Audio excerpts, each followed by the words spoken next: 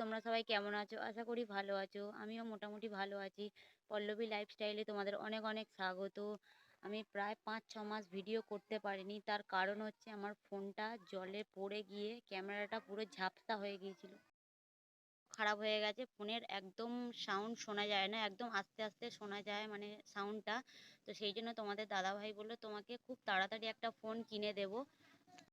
ভেবেছিলাম নতুন ফোন কেনার পরে ভিডিও বানাবো, কিন্তু পরে ভাবলাম না, ভিডিওটা অনেক দিন বন্ধ করে রেখে দিয়েছিলাম, প্রায় ৫-৬ মাস। সেই জন্য ভাবলাম যখন নতুন ফোন কিনে দেবে তখন নতুন ফোনে ভিডিও করব, আর এখন যে ফোন আছে সেই ফোনেই ভিডিওটা স্টার্ট করি। তো সেই জন্য আজকের থেকে আমি ব্লগটা স্টার্ট করলাম। আর এখন বাজে ৫টা ১০। এখন থেকে আমি ব্লগটা স্টার্ট করছি। তো তোমরা ব্লগটা কন্টিনিউ। তো ফাইনালি সন্ধ্যা হয়ে গেছে, আর এই ঠান্ডার সময় চা কিংবা কফি না হলে কি জমে বলো? সেই জন্য আজকের ভাবলাম একটু কফি খাবো।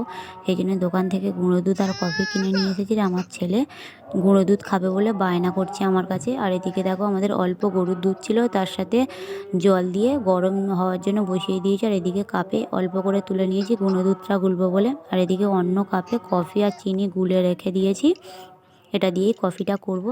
আর এদিকে দেখো হাঁড়িতে চাল ধুয়ে এনে রেখে দিয়েছি। কফিটা হয়ে গেলে হাঁড়িটা বসিয়ে দেব, মানে ভাতটা হওয়ার জন্য বসিয়ে দেব।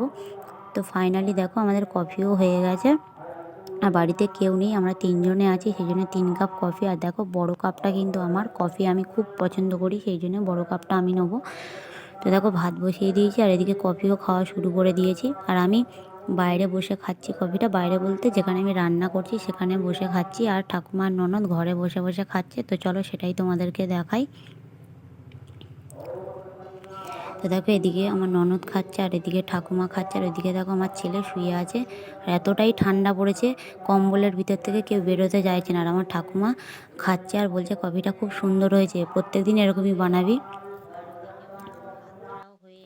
আর কফি খেতে খেতেই আমার ভাতটাও প্রায় হয়ে গেছে। এবার ফ্যানটা ঝাড়িয়ে নেব। আর এদিকে দেখো আমার ছেলে গুঁড়ো দুধ পেয়ে কতটা খুশি হয়ে গেছে, দেখো আঙুল দিয়ে চেটে চেটে খাচ্ছে। আর ও কোনো কথা বলছে না, আর আমি ওকে বলছি একটু হাই করো, ও বলছে না আমি করবো না, তুমি করো হাই। আর এদিকে দেখো আমার দিদি শাশুড়ি মানে পুজো পুজো করবে বলে এই খড়ের আটিগুলো বাঁধছিল। আর আমি সেই সময় বললাম কফিটা খেয়ে নিয়ে তারপরে যেগুলো বাকি আছে সেগুলো করবে।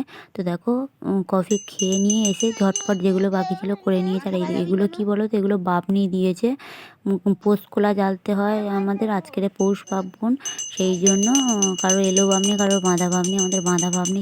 সেই জন্য দেখো আমার ঠাকুমা দেখো খড় দিয়ে বেনুনি করে ফুল টুল দিয়ে কি দারুণ করে বেনুনি করে অনেকগুলো করেছে। এগুলো নাকি ঘরের চালে, ঠাকুর ঘরের চালে ছুঁড়ে দিতে হয় নাকি।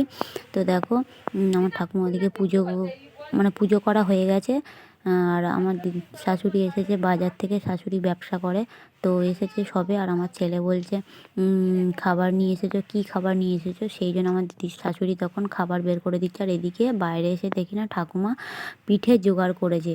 পোষ খোলা জ্বালতে হয় বললাম না, মানে খোলার পিঠেটা করতে হয় নাকি। তো সেই জন্য দেখো পিঠে করবে বলে ব্যাটারটা রেডি করেছে। আর আমি ভেবেছিলাম যে চালের গুঁড়োর ব্যাটারটা দিয়ে চাপা দিয়ে রেখেছে, তারপর ভাবলাম না, তুষ দিয়ে আগুন মানে গরম খোলাটা গরম হওয়ার জন্য তুষটা দিয়েছে। দেখো তুষটা পুড়ে গেছে, তো তুষটা ফেলে দিয়েছে। আর এদিকে দেখো খোলাটাও ভালোভাবে আগুন হয়ে গেছে। আর দেখো সুতির কাপড় দিয়ে এটা মুছে নিচ্ছে।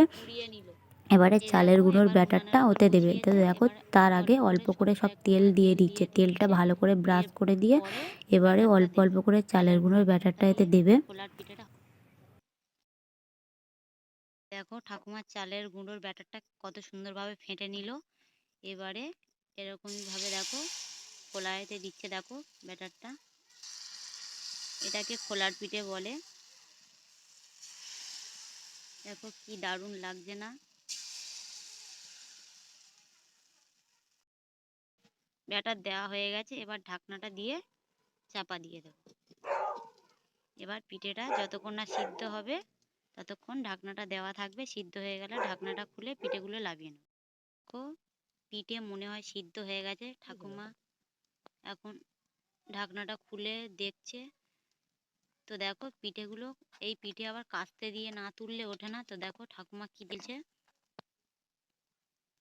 ওই উল্টে গেল, তুলতে গিয়েই উল্টে গেল, আবার হাত দিয়ে সোজা করে দিল। এক পিঠ করে হয়েছে, আর এক পিঠ করে আর একটু ভালোভাবে সেদ্ধ হবে, সেই জন্য উল্টে দিচ্ছে পিঠেগুলো। দেখো দু পিঠ ভালোভাবে সিদ্ধ হয়ে গেছে, থালায় তুলে নিয়েছে।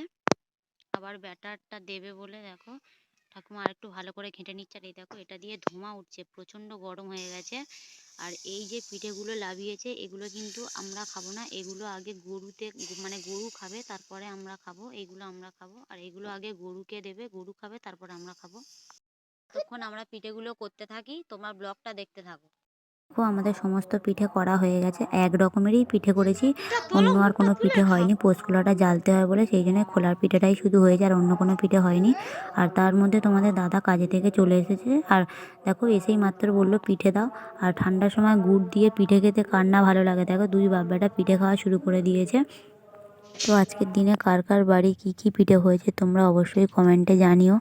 আর তোমাদের বলেছিলাম না ঠাকুমা বাবনি দেবে বলে জোগাড় করেছিল। আর আরেকটা নিয়ম দেখো তোমাদেরকে দেখাই। ঠাকুমা একটা ঘটে মানে খুঁত আর একটা ঘটে চাল নিয়ে নাকি রাখতে হয়, সেটা নাকি কাউকে দিতে নেই।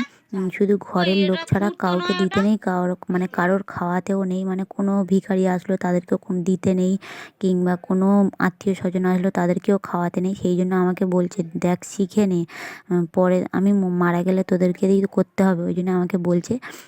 তাই আমি বললাম ঠিক আছে, তুমি যতদিন আছে তুমি ততদিন করো, তারপরে আমরা করব। তো ঠাকুমা ওইগুলো করে নিক। আর ভিডিওটা এখানে শেষ করছি। ভালো লাগলে লাইক কমেন্ট শেয়ার সাবস্ক্রাইব করে দিও।